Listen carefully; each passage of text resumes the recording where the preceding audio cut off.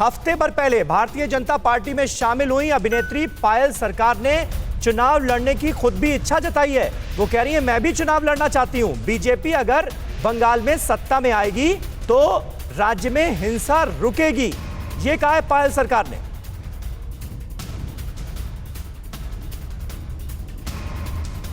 हमारे साथ में पायल सरकार हैं, टॉलीवुड की मशहूर एक्ट्रेस हैं, राजनीति में कदम रखा है इन्होंने, बीजेपी ज्वाइन की है। पायल, क्या सोच करके आप राजनीति में आई? जहन में क्या था आपके? मेरा इंक्लिनेशन था ही पहले से ही पॉलिटिक्स में। मैं थोड़ी बहुत अवेयर भी हूँ करंट अफेयर्स, इन सब चीज़ों के बारे में।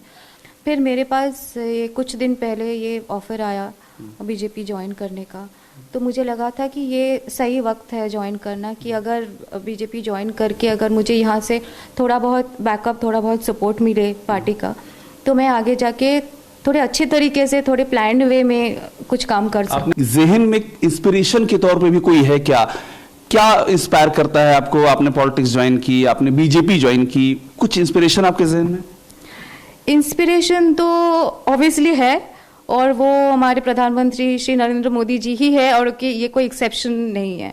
मुझे लगता है बहुत सारे लोग हैं जो मोदी जी से इंस्पायर्ड होके पॉलिटिक्स में आ रहे हैं, या फिर आना चाहते हैं, या फिर उनके लिए काम करना चाहते हैं। जो इस समय आप देख रही हैं बंगाल की राजनीति में, कहीं हमला, कहीं अटैक, कहीं बवाल, कहीं बम पत्थर, ये जो माहौल चल रहा है, इसको भी जोड़ रहा हूँ साथ में मैं, ये चीज आपको परेशान नहीं करती, आपको डराती नहीं है? यही डर दूर करने के लिए तो हम लोग चाहते हैं कि बीजेपी आए बंगाल में, कि यहाँ का माहौल थोड़ा अच्छा हो, बेटर। बीजेपी के आने से डर दूर हो जाएगा? हम लोग सब आशा कर रहे हैं कि दूर हो जाएगा। हम लोग इसी आशा में तो हम लोग चाहते हैं कि यहाँ आए बीजेपी, और जो अभी चेंज आ रहे हैं पूरे देश में, वो तो चेंज अच्छे के लिए आ रहे हैं ना।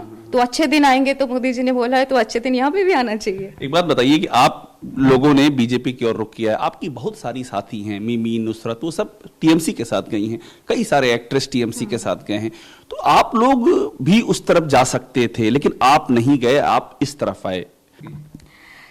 ये वजह लेफ्ट नहीं जाने का नहीं है, राइट की तरफ आने का है।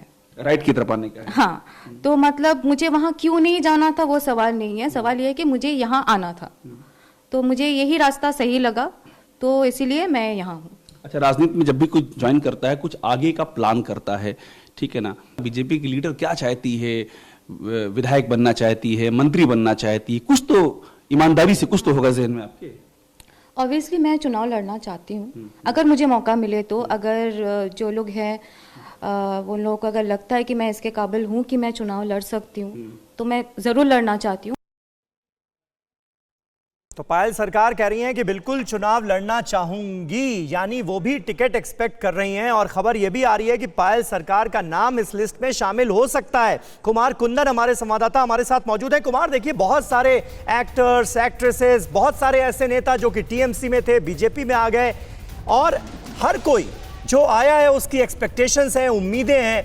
उन एक्सपेक्टेशंस को अमल में लाना बीजेपी के लिए इस वक्त कितनी बड़ी चुनौती होगी?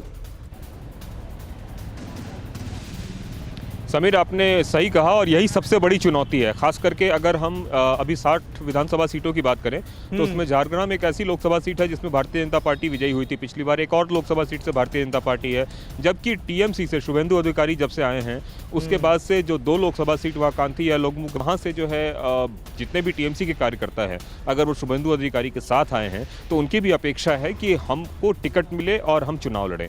ऐसे में पार्टी के साथ पुराने लोग जो जुड़े हुए हैं और नए लोग जो आए हैं, इन दोनों के बीच समन्वय बनाना ही पार्टी के लिए सबसे बड़ी चुनौती है।